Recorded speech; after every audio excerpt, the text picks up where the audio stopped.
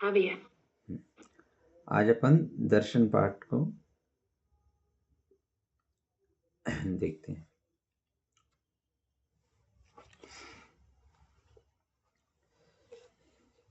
दर्शन पाठ में सबसे पहले दर्शनम देव देवस्य।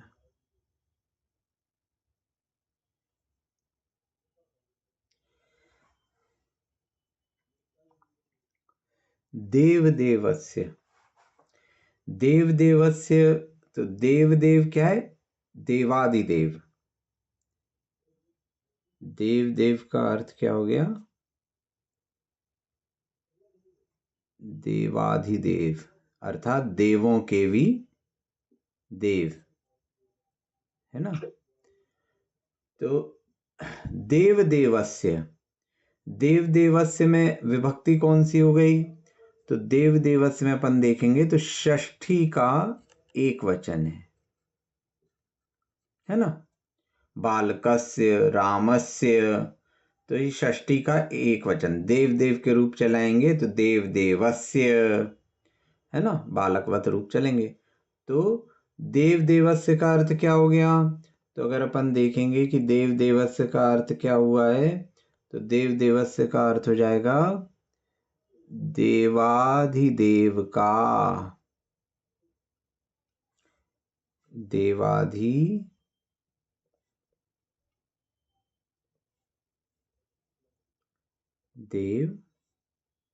का, है ना। दर्शनम, देवादिदेव का दर्शन,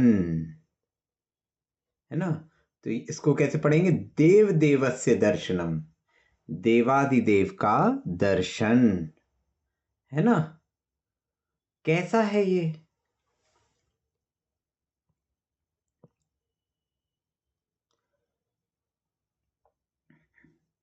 और कुछ पुस्तकों में ये देव देवस्य ऐसा लिखा है,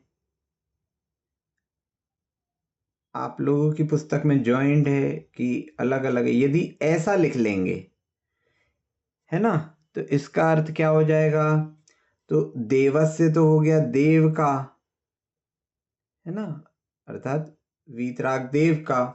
अब ये जो देव है, इस देव में आप देखेंगे कौन सी विभक्ति है?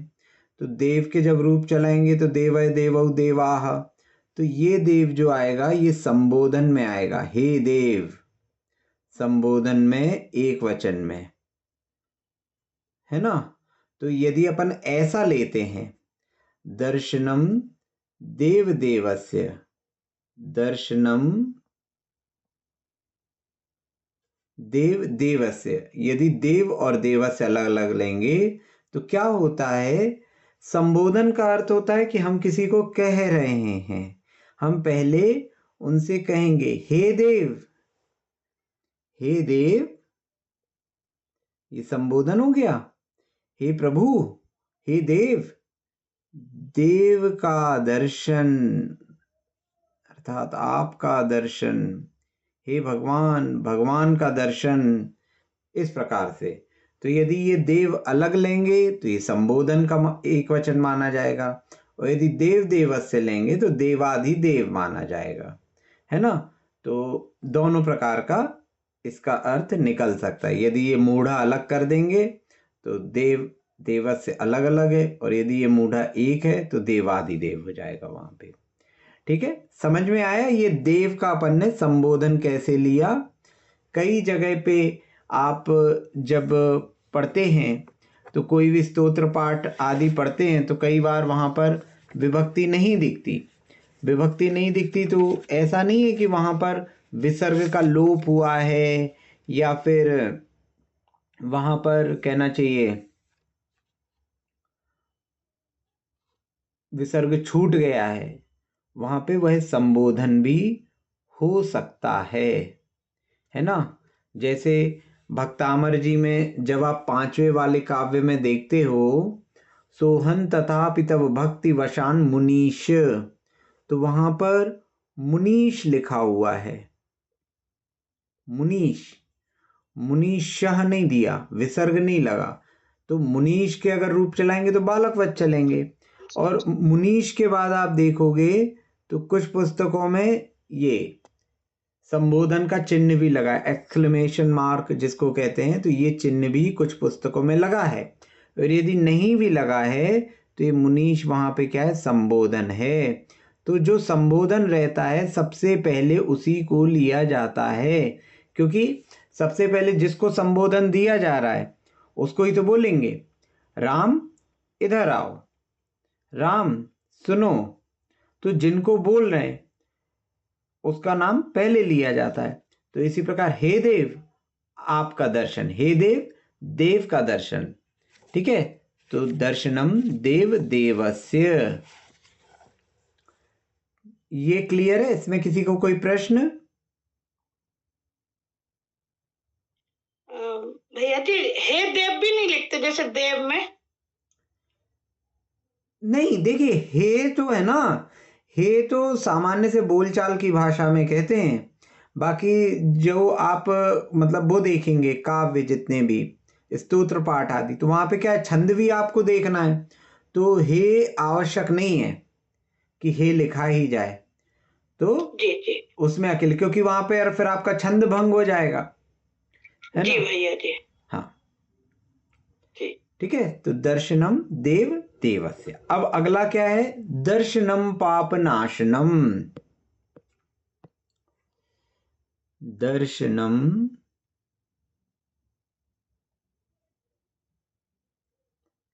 पाप नाश।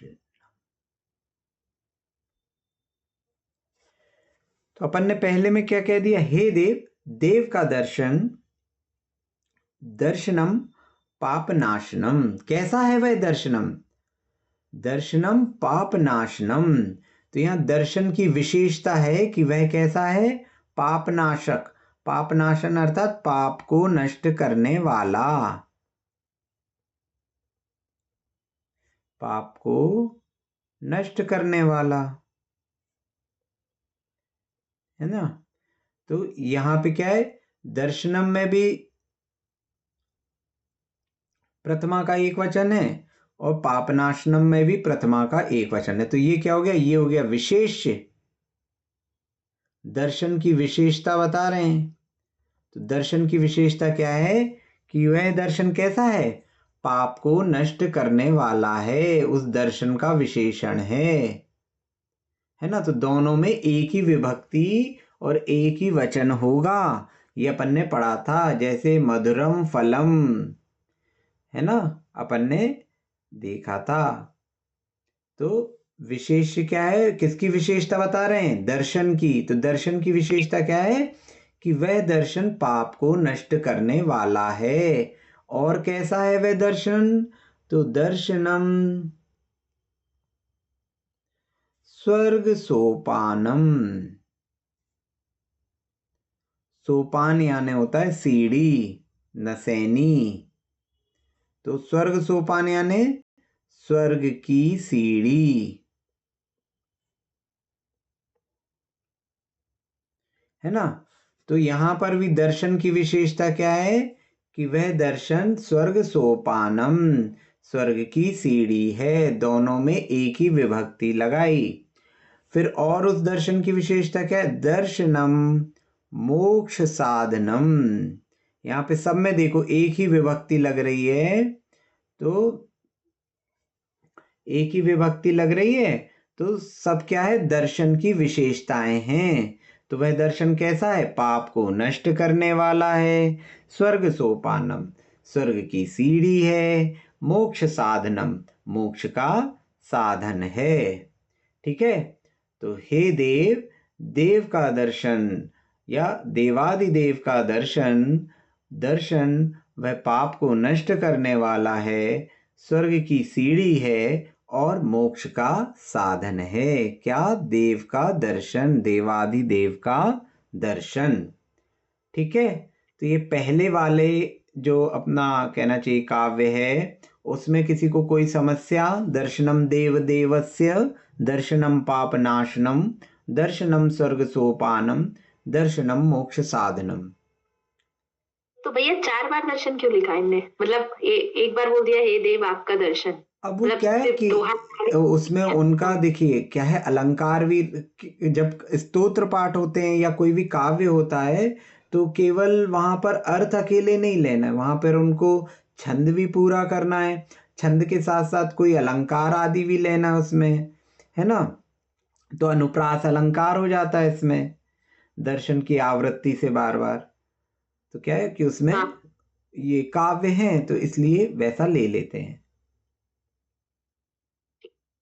है ना। यदि ये गद्य होता जैसे तत्वार सूत्र पाठ में क्या होता है, कम से कम शब्द लिए जाते हैं, लेकिन जब काव्य होते हैं तो काव्य में क्या है कि अपन को एग्जैक्ट उतने ही वर्ड लेने हैं, उनकी पूर्ति करनी है हाँ। ना। जैसे आप भक्तामर जी में देखेंगे तुभ्यम नमः श्री जगत, है ना, तो तुभ्यम नमः उन्होंने चारों स्टेंजा में ले लिया, चारों लाइन में ले लिया एक ही स्टेंजा में, है ना। तुभ्यम नमः हाँ। श्री जगत, है ना, फिर तुभ्यम नमो जिन भवो दधि शोषणाय, और इस प्रकार से उन्होंने चारों में लिए, और भी कई जगह मिलता है ऐसा, ठीक है।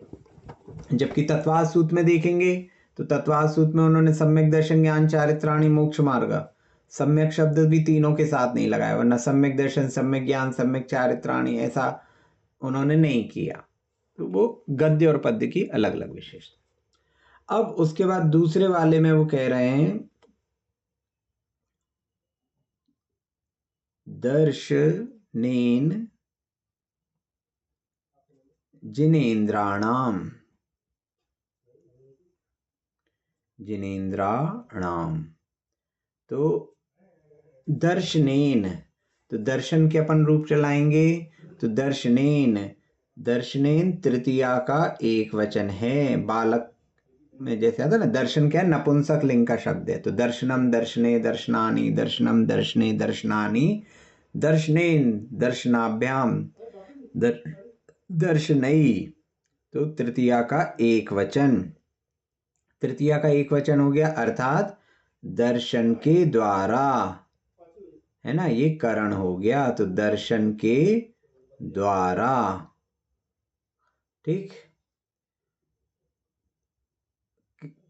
जिनेन्द्राणाम, जिनेन्द्राणाम क्या हो गया, तो जिनेन्द्र के अपन रूप चलाएंगे तो जिनेन्द्र जिनेन्द्र जिनेन्द्राह, बालक के जैसे रूप चलेंगे तो बालकस्य बालकयो बालका नाम, है ना, बालका नाम जिनेन्द्राणाम, तो ये क्या हो गया, षष्ठी का बहुवचन, षष्ठी का बहुवचन हो गया ये, जिनेन्द्रस्य जिनेन्द्रयो जिनेन्द्राणाम, ये षष्ठी का बहुवचन है। तो षष्ठी का बहुवचन अर्थात क्या हो गया, जिनेन्द्र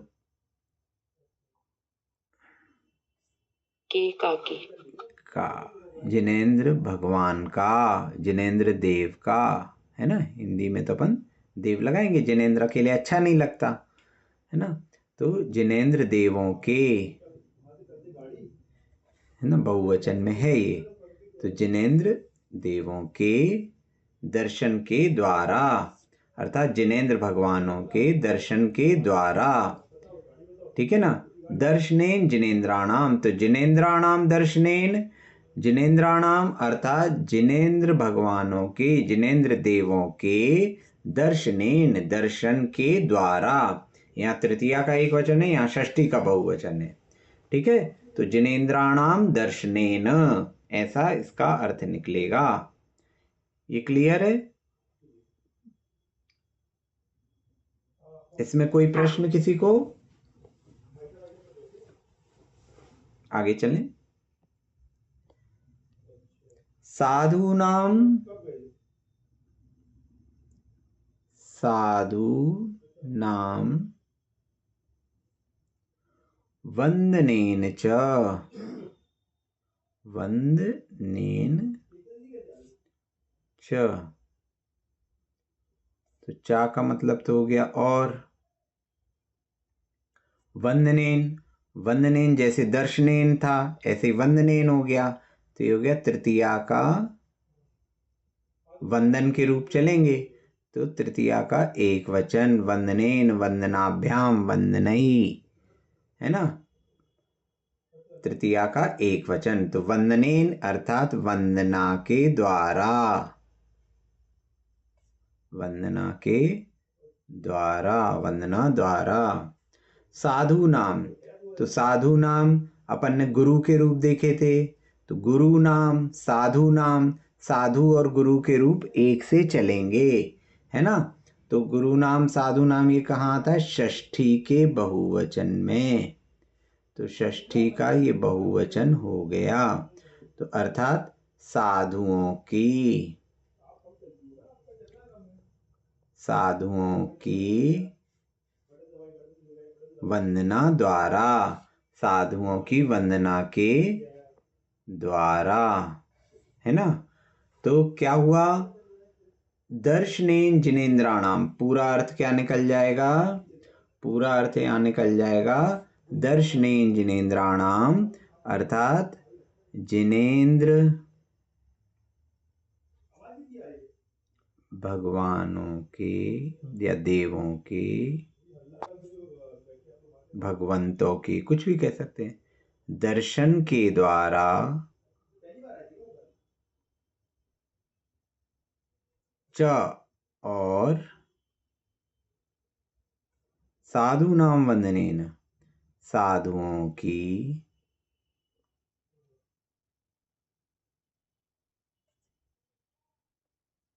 वंदनेन, वंदना के द्वारा।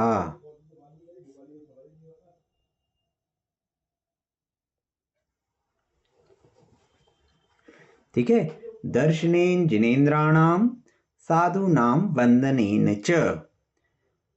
ठीक है, जिनेन्द्राणाम दर्शनेन, साधूनाम वंदनेन च। क्लियर है? जिनेन्द्र भगवानों के दर्शन के द्वारा और साधुओं की वंदना के द्वारा। यहां पर कोई प्रश्न?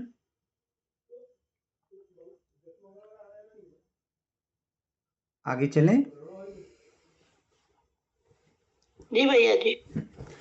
अब यहां पर कुछ पुस्तकों में दिया है न तिष्ठति और कुछ पुस्तकों में दिया है न तिष्ठते। मेरे पास जो पुस्तक है उसमें तिष्ठति लिखा है और एक दो पुस्तकों में तिष्ठते दिया है। तो ये तिष्ठति तिष्ठते दोनों ही सही हैं। एक आत्मनेपदी, एक परस्मैपदी, दोनों का अर्थ होता है रुकना। ठीक है, ना तिष्ठते चिरम पापम, चिरम पापम।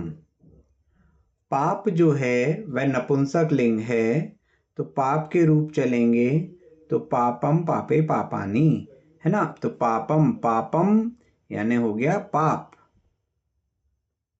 ठीक है, ये प्रथमा का एक वचन,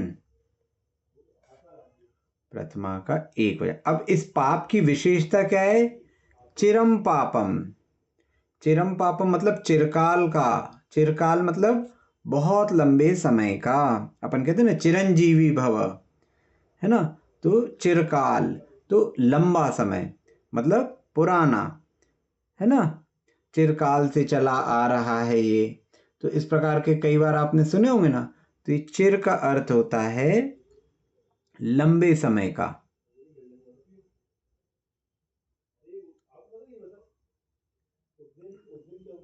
मतलब यहां पर क्या हो रहा है कि पाप की विशेषता क्या है कि चिरम पापम, मतलब अपन कहते हैं ना कि भगवान के दर्शन से बहुत बड़े बड़े पाप भी छूट जाते हैं। तो पाप की विशेषता बता रहे कि चिरम पापम, लंबे समय का पाप हो वह भी, है ना। तो यहाँ पे विशेष विशेषण संबंध है। पाप की विशेषता चिरम, इसलिए दोनों में एक ही विभक्ति लगी है, प्रथमा का एक वचन। चिरम पापम ना यानी नहीं, तिष्ठति यानी रुकता, नहीं रुकता है, रुकता है।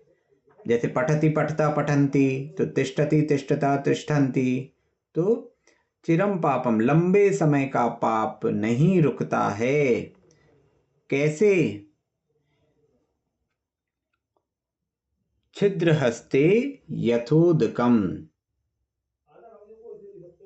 छिद्र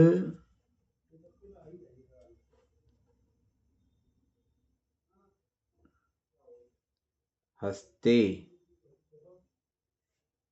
यथोदकम।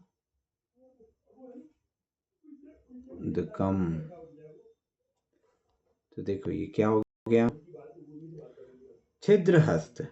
छिद्र हस्त मतलब जो अंजलि रहती है, अंजलि में क्या होता है, उंगलियों के बीच में छिद्र रहते हैं, तो इसलिए अंजलि को छिद्र हस्त भी कहते हैं।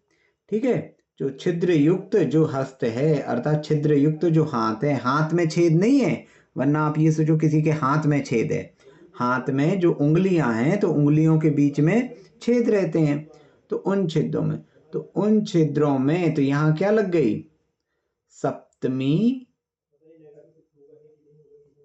एक वचन, है ना, जैसे रामे, ग्रहे, तो यहाँ पे छिद्र हस्त में अर्थात अंजलि में या छिद्र युक्त हाथ में, यथोदकम, यथा यानी जैसे, उदकम,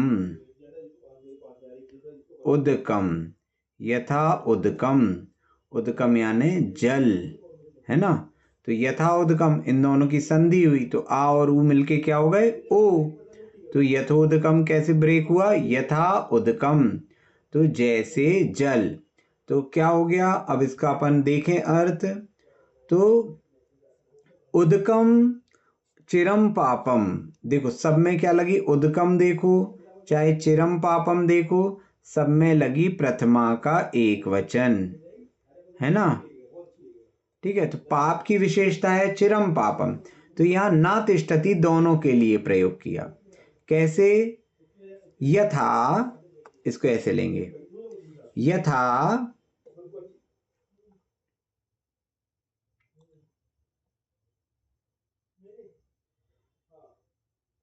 छिद्र हस्ते उदकम ना तिष्ठति, ठीक है, ना तिष्ठति ऊपर से ले लिया, तो जैसे छिद्र हस्ते अंजलि में या छिद्र युक्त हाथ में, उदकम जल, ना तिष्ठति नहीं ठहरता, नहीं रुकता है ना, उसी प्रकार क्या है, उसी प्रकार यहां पर कह रहे हैं कि चिरम पापम ना तिष्ठति, जिस प्रकार छिद्रयुक्त हस्त में जल नहीं ठहरता, उसी प्रकार क्या है, चिरम पापम, है ना, तो ना तिष्ठति दोनों जगह लग गया, ना तिष्ठति, उसी प्रकार पुराना पाप, चिरकाल का पाप भी नहीं रुकता। कैसे, जिनेंद्र भगवान के दर्शन के द्वारा और साधुओं की वंदना के द्वारा, तो दर्शनेन जिनेंद्राणाम, जिनेंद्र भगवान के दर्शन के द्वारा, है ना, और साधुओं की वंदना के द्वारा, चिरम पापम ना तिष्ठति, लंबे समय का पाप नहीं रुकता है। ठीक है, ये तीनों लाइन का अर्थ हो गया, छिद्र हस्ते यथाउदकम, जैसे अंजलि में या छिद्र युक्त हस्त में जल नहीं रुकता, उसी प्रकार जिनेंद्र भगवान के दर्शन के द्वारा, साधुओं की वंदना के द्वारा लंबे समय का पाप भी नहीं रुकता है। क्लियर है? कोई प्रश्न किसी को?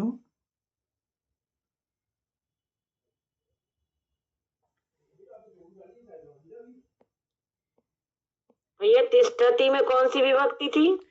तिष्ठति में विभक्ति नहीं है, तिष्ठति तो धातु रूप हो गया ना आपका। अच्छा, हाँ, पठती, लिखती, तो ये क्या हो गया, अन्य पुरुष का एक वचन, अन्य पुरुष का एक वचन। ठीक है, ठीक, ये क्रिया हो गई। लेकिन एक चीज याद रखना, ये जो दर्शन है और देखना है, इन दोनों में अंतर है। किसमें आता है? एक ही भाव में आता है शायद, कि कल्याण मंदिर में आता है कि हे भगवान, मैं आपको देखता रहा अनादिकाल से, लेकिन मैंने आपके दर्शन नहीं किए। यदि मैंने आपके दर्शन किए होते तो मैं आज यहाँ नहीं होता, मुझे तो अब तक मोक्ष हो गया होता। तो यहाँ दर्शन पाठ है ये। अपन सोचे कि भगवान के दर्शन और भगवान को देखना, इन दोनों में अंतर है। अपन देख के तो आ जाते हैं मंदिर में प्रतिमा जी को, लेकिन भगवान के दर्शन है ना, कल्याण मंदिर में। हाँ, वीतराग मुखम दृष्ट्वा, तीसरा वाला। ठीक है, अपन इतने सारे अतिशय सुनते हैं। एक अतिशय, अभी आप लोगों को यदि घटना याद हो कि इंदौर में जब गुरुजी का चातुर्मास हुआ था आचार्य भगवान का, उस समय 2020 का चातुर्मास इंदौर किया था आचार्य श्री जी ने। और चातुर्मास के पहले या बाद में पंचकल्याणक हुए थे। 16 मंदिरों के एक साथ पंचकल्याणक हुए थे। तो 16 मंदिरों के एक साथ पंचकल्याणक हुए थे। तो उस समय जो विधि नायक भगवान थे, विधि नायक भगवान अर्थात जिनका मतलब सारे संस्कार, जो चांदी की प्रतिमा रहती ना, जिसको विधि नायक कहते हैं, जिनके सारे संस्कार गुरुजी स्वयं करते हैं। तो उस समय जो विधि नायक प्रतिमा थी, वो अजमेर के एक व्यक्ति ने उसकी बोली ली थी, और उन्होंने वो विधि नायक प्रतिमा अजमेर में ही विराजमान करवाई थी। वो 16 मंदिरों में से किसी मंदिर में नहीं है, वो प्रतिमा अजमेर गई थी। तो अजमेर में एक भाई था, वो बायकास्ट जैन नहीं था, उसका नाम था अंकित राठौर। राठौर था वो, उसकी माँ श्वेतांबर जैन थी, पिता राठौर थे। तो सन 2017 में रामटेक चातुर्मास के समय उस बालक ने आचार्य श्री जी के समक्ष, काफ़ी समय से वो निवेदन कर रहा था, लेकिन 2017 में फाइनली उसको मतलब दिगंबर जैन धर्म स्वीकार करने, मतलब गुरुजी ने उसको स्वीकार कर लिया था और आहार दान और अभिषेक पूजा आदि की अनुमति प्रदान कर दी थी। तो उसके बाद से उसने अभिषेक प्रतिदिन चालू कर दिया था। तो वो इतने अच्छे से पूजा करता है, कभी कोई उसको देखेगा तो बहुत भाव विभोर होकर पूजा करता है। और उसने उस प्रतिमा का, जो विधि नायक प्रतिमा थी, उसका कंटिन्यूअसली 1 महीने तक अभिषेक किया, और अभिषेक करके गंधोदक लगाता था, तो उसका चश्मा उतर गया था 1 महीने के अंदर। जबकि उसको बिना चश्मे के अच्छे से दिखाई भी नहीं देता था, अच्छे से पढ़ नहीं पाता था वो, लेकिन 1 महीने में उसका चश्मा उतर गया था। तो मतलब आज के समय में भी जब उसने बताया, और गुरुजी के समक्ष बताया, तो फिर हमको कई बार लगा कि अपन को विरासत में मिल गया, तो कई बार उतनी वैल्यू नहीं हो पाती। लेकिन उस बालक ने कितना संघर्ष किया, कितनी बार गुरुजी से विनय की कि हमको अभिषेक की परमिशन मिल जाए, हमको आहार दान की परमिशन मिल जाए, और फिर वो मिली। तो इतने भावनाओं के साथ किया कि मतलब इतना बड़ा चमत्कार होता है। तो चमत्कार आज भी होते हैं अगर अपन भक्ति भाव से करें तो। वीतराग मुखम दृष्ट्वा, वीतराग मुखम दृष्ट्वा, वीतराग मुखम अर्थात वीतराग भगवान का मुख है ना, वीतराग भगवान का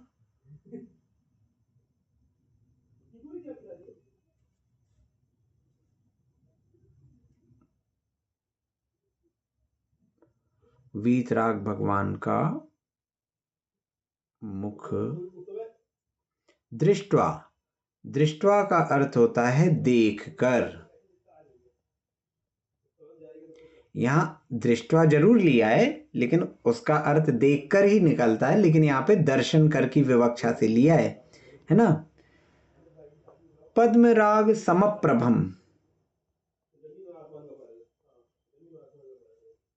पद्मराग समप्रभम।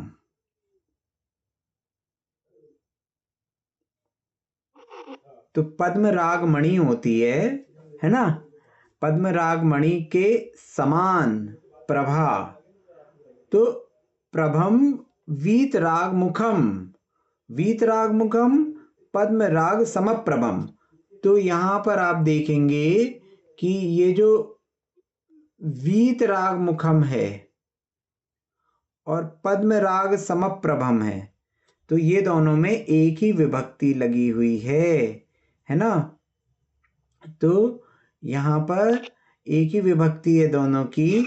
तो वीतराग मुख की विशेषता क्या है, कैसा है वीतराग भगवान का मुख, पद्म राग मणि के समान प्रभा है जिसकी, अर्थात भगवान के मुख की जो चमक है वो कैसी है, जैसे पद्म राग मणि की प्रभा है, अर्थात आभा है, अर्थात चमक है।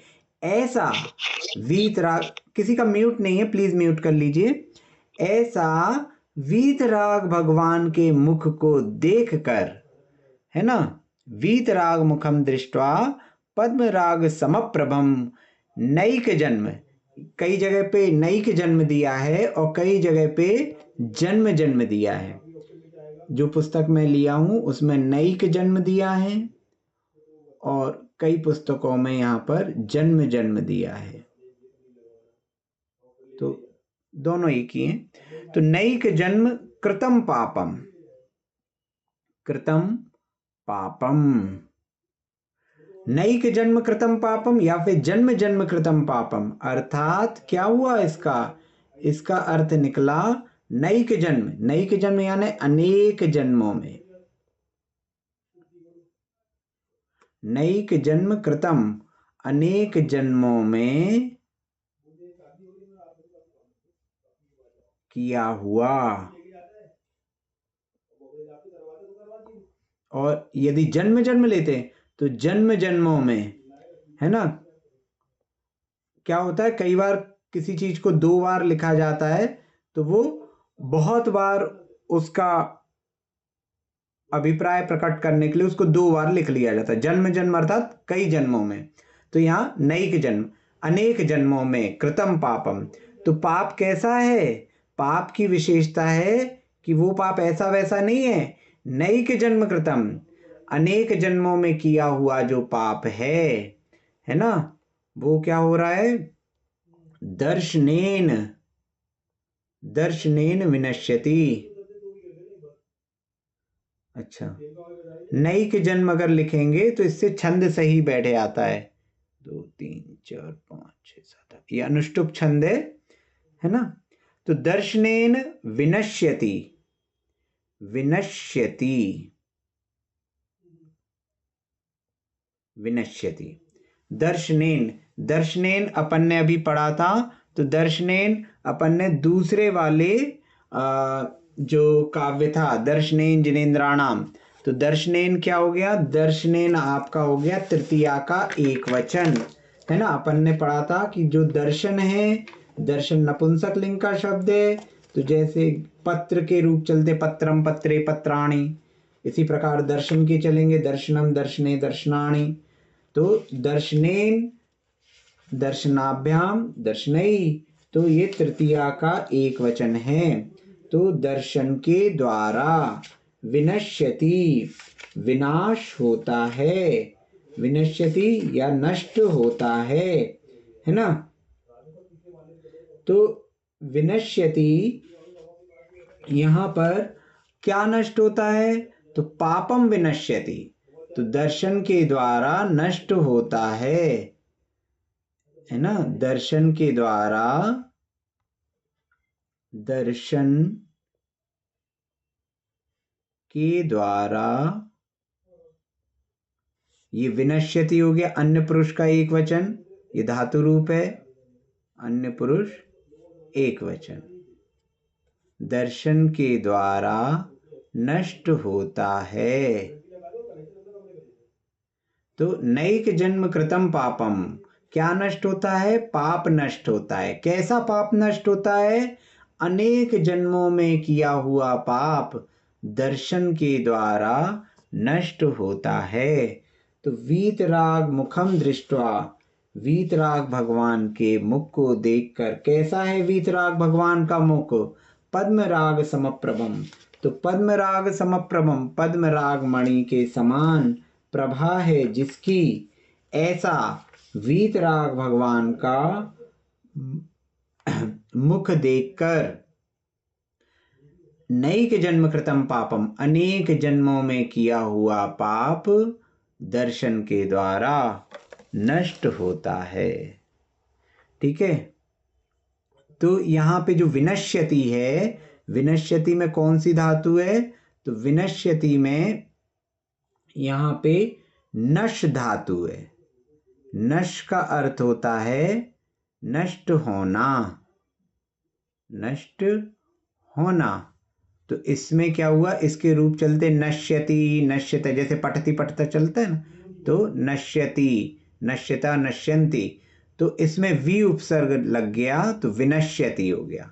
ठीक है, तो ये अन्य पुरुष का एक वचन है, अन्य पुरुष का एक वचन। ठीक है, अब चौथे में आते हैं, तो क्या कह रहे हैं? दर्शनम जिन सूर्यस्य, जिन सूर्यस्य, तो जिन सूर्य अर्थात जिनेंद्र भगवान रूपी सूर्य है ना, जिन सूर्य, जिनेंद्र देव रूपी या जिनेंद्र भगवान रूपी सूर्य।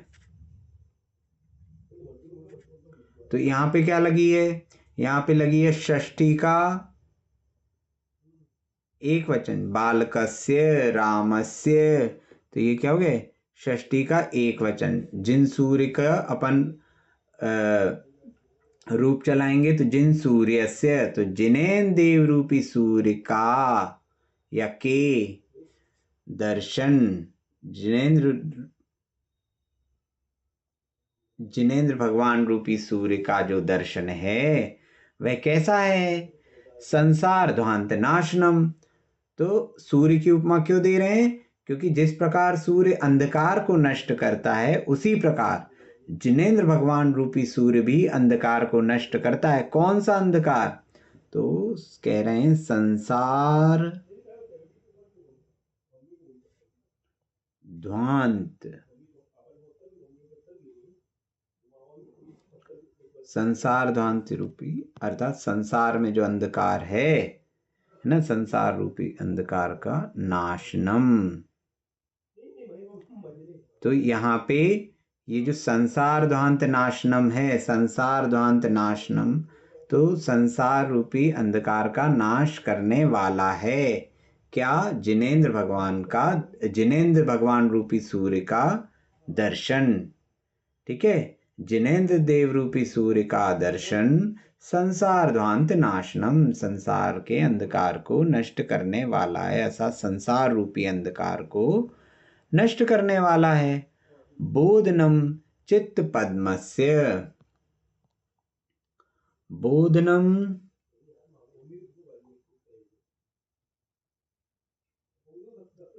बोधनम चित्त पद्मस्य,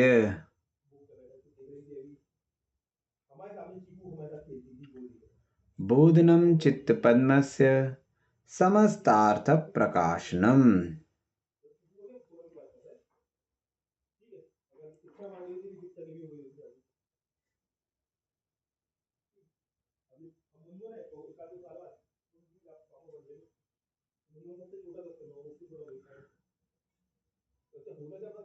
समस्तार्थ प्रकाशनम, बोधनम चित्त पद्मस्य, है ना, चित्त पद्मस्य, चित्त पद्म, चित्त पद्म अर्थात हृदय रूपी कमल।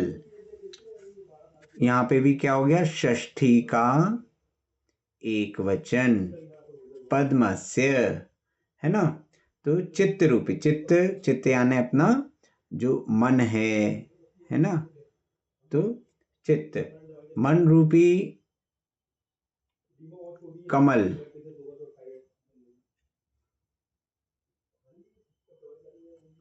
को,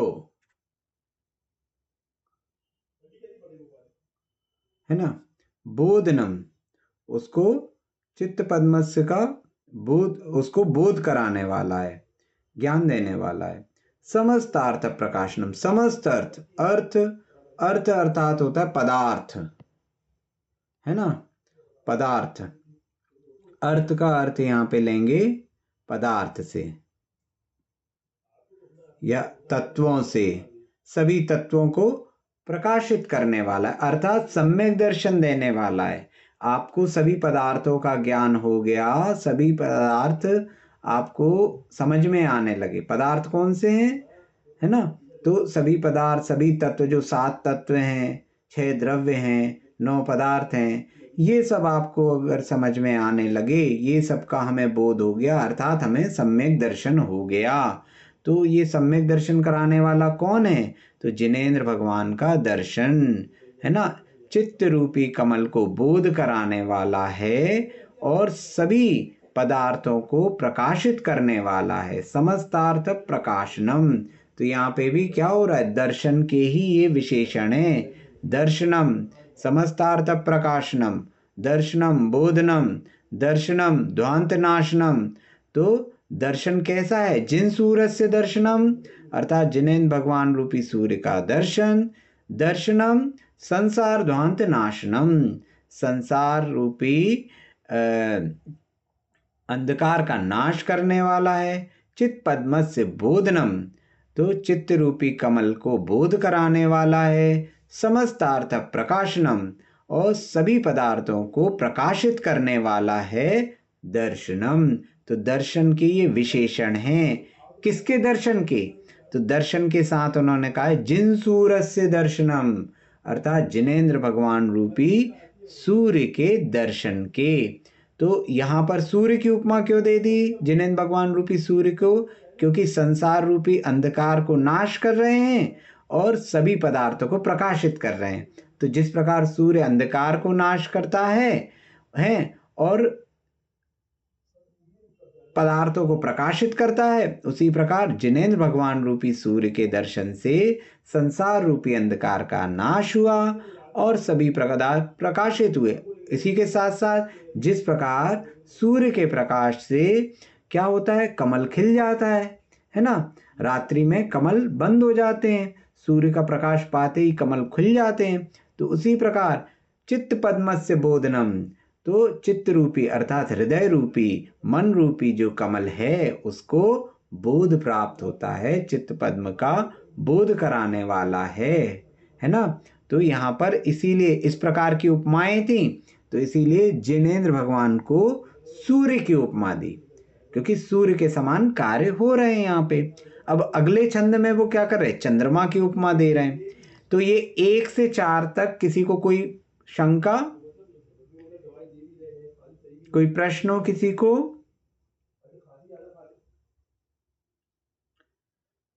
एक बार 1 से लेके 4 तक अपन रिवीजन कर लेते हैं, है ना। दर्शनम देव देवस्य, दर्शनम पापनाशनम, दर्शनम स्वर्ग सोपानम, दर्शनम मोक्ष साधनम।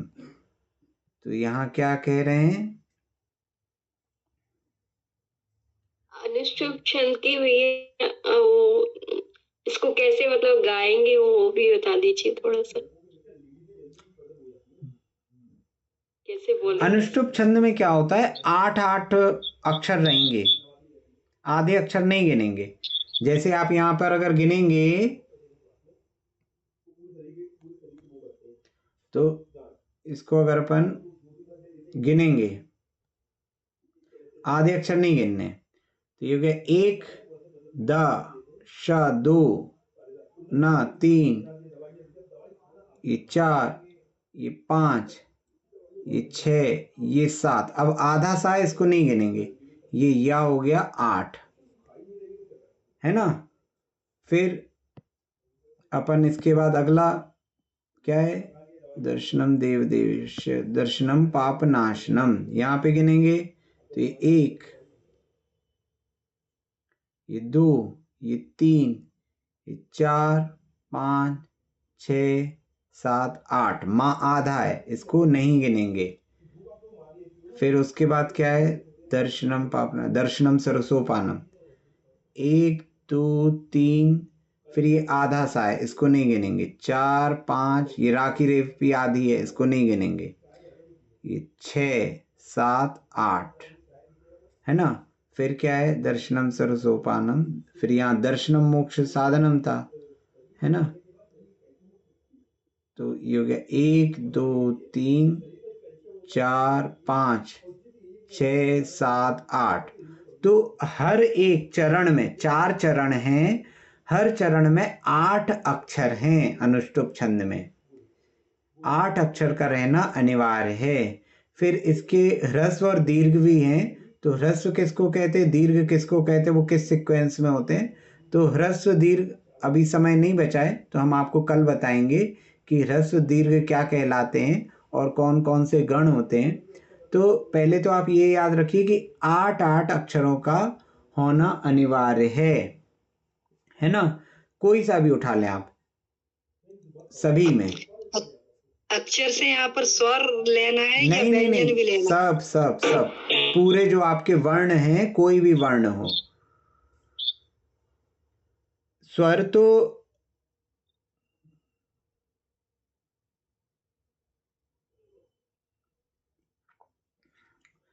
स्वर के साथ ही गिने जा रहे हैं वो तो, क्योंकि व्यंजन अकेला तो गिना ही नहीं जा रहा। दर्शनेन 1, 2, 3, 4, जिनेन्द्राणाम 5, 6, 7, 8 है ना। साधु नाम वंदनेन च, तो यहाँ पे भी आप देखेंगे 1, 2, 3। अब माँ में हलंत है तो इसको नहीं लेंगे क्योंकि ये आधा है। फिर 4, फिर ना आधा है, इसको नहीं लेंगे। 5, 6, 7, 8 है ना। साधु नाम वंदनेन च ना चिरम तिष्ठति ना तिष्ठति। तो यहाँ क्या हो जाएगा? 1, 2, अब शाह आधा है, इसको नहीं लेंगे। 3, 4 फिर ये चिरम 5, 6, 7, 8 है ना। छिद्र हस्ते यथोदकम 1, 2, 3, सा आधा है, इसको नहीं लेंगे। 4 ते, फिर 5, 6, 7, 8 माँ आधा है, इसको नहीं लेंगे।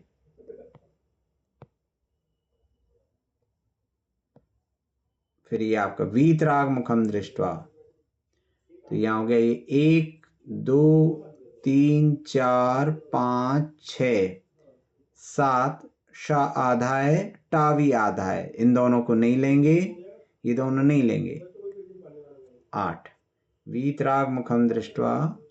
फिर यहाँ पद्म राग, तो यहाँ ये हो गया 1, दा आधा है, दा नहीं लेंगे। 2, 3, 4, 5, 6, 7, 8 माँ आधा है, इसको नहीं लेंगे। फिर ये नैक जन्म कृतम पापम, तो यहाँ पे क्या हो जाएगा? ये 1, 2, 3, 4, 5, 6, 7, 8 ठीक है ना। दर्शनेन विनश्यति 1, 2, 3, 4, 5, 6, 7, 8 ठीक है ना। फिर आप जैसे ये देखेंगे दर्शनम जिन सूर्य से, तो यहाँ पे भी 1, 2, 3, 4, 5, 6, 7 अब सा आधा है, इसको नहीं लेंगे। 8 फिर संसार ध्वांत नाशनम, तो 1, 2, 3 धा आधा है, इसको नहीं लेंगे। 4 ना आधा है, इसको नहीं लेंगे। 5, 6, 7, 8 और बोधनम चित्त पद्मस्य, तो 1, 2, 3, 4 ता आधा है, इसको नहीं लेंगे। अगला ता पूरा है तो इसको लेंगे, है ना। 5 फिर 6, फिर दा आधा है, इसको नहीं लेंगे। माँ पूरा है, इसको लेंगे। फिर सा आधा है, इसको नहीं लेंगे। या पूरा है, इसको लेंगे। आधे अक्षर कहीं भी नहीं लेने हैं, हलंत वाले या आधे। समस्त अर्थ तो 1 2 सा आधा इसको नहीं लेंगे, 3 4 फिर 5 6 7 8। ठीक है, तो इस प्रकार आपका अनुष्टुप छंद होता है, हर चरण में 8 अक्षर रहेंगे। ठीक है, 8 अक्षरों से पूरा होगा ये। जो आप ये पूछ रहे थे ना कि यदि इसमें स्वर को गिनना है कि नहीं, तो जैसे आप 8वां वाला देखेंगे, है ना, 8वें वाले में क्या लिखा है, अन्यथा शरणम नास्ति, अन्यथा शरणम नास्ति। तो अन्यथा शरणम नास्ति, तो ये क्या हो गया, 1 2 3 4 5 6 7 और 8। ठीक है, तो ये आपका पूरा हो गया। अगर आप स्वर को नहीं गिनते तो फिर आपके 8 अक्षर ही नहीं होते। यहाँ वर्ण लेना है ना, तो हमें उससे कोई मतलब नहीं, लेकिन जो स्वरांत हैं उनको ही लेना, जिनमें स्वर है। जो आधे हैं जैसे ना है तो इसको नहीं लेना है, जो अनुस्वार हैं उनको नहीं लेना है ना, आधा सा है इसको नहीं लेना है। ठीक है, तो इस प्रकार से ये चलेंगे। ठीक है, तो इसके बाद अपन इसको एक बार देख लेते हैं। दर्शनम देव देवस्य दर्शनम पापनाशनम दर्शनम स्वर्ग सोपानम दर्शनम मोक्ष साधनम। तो देवादिदेव का दर्शन कैसा है, वह दर्शन पाप को नष्ट करने वाला है। दर्शनम पापनाशनम, दर्शनम स्वर्ग सोपानम, स्वर्ग की सीढ़ी है ना, स्वर्ग के लिए नसैनी जैसा है वह दर्शन। दर्शनम मोक्ष साधनम, वह दर्शन मोक्ष का साधन है। दर्शनेन जिनेन्द्राणाम साधूनां वंदनेन च न तिष्ठति चिरम पापम छिद्रहस्ते यथोदकम। तो जिनेन्द्राणाम दर्शनेन, जिनेन्द्र भगवान के दर्शन के द्वारा, साधूनाम वंदनेन च, और साधुओं की वंदना के द्वारा, चिरम पापम ना तिष्ठति, है ना, चिरकाल का जो पाप है, बहुत पुराना जो पाप है, ना तिष्ठति, नहीं ठहरता। कैसे नहीं ठहरता, यथा उदकम छिद्रहस्ते, छिद्रहस्ते यथोदकम। तो यथा उदकम छिद्रहस्ते ना तिष्ठति, जिस प्रकार जल, यथा जिस प्रकार, उदकम जल, छिद्रहस्ते अर्थात अंजलि में या छिद्र युक्त हस्त में, ना तिष्ठति नहीं ठहरता, उसी प्रकार चिरम पापम ना तिष्ठति, उसी प्रकार चिरकाल का पाप नहीं ठहरता। वीतराग मुखम दृष्ट्वा पद्मराग समप्रभम। तो पद्मराग समप्रभम, पद्मराग मणि जैसी प्रभा के वाला, वीतराग मुखम अर्थात पद्मराग मणि जैसी प्रभा वाला, आभा वाला वीतराग भगवान के मुख को देखकर, दृष्टवा देखकर, नैक जन्म कृतम पापम, अनेक जन्मों के किए हुए पाप, दर्शनेन विनश्यति, दर्शन के द्वारा नष्ट होते हैं। दर्शनम जिन सूर्य से, जिन सूर्य का दर्शन, संसार ध्वांत नाशनम, संसार के अंधकार को, संसार रूपी अंधकार को नष्ट करने वाला है। बोधनम चित्त पद्मस्य, हृदय कमल को बोध करने वाला है। और समस्तार्थ प्रकाशनम, सभी पदार्थों को प्रकाशित करने वाला है, अर्थात सभी पदार्थों का ज्ञान कराने वाला है। ऐसा जिनेन्द्र भगवान का दर्शन है। इसके आगे से कल करेंगे। ठीक है, सभी को जय जिनेन्द्र जिनवाणी स्तुति कर लेंगे। बोधि समा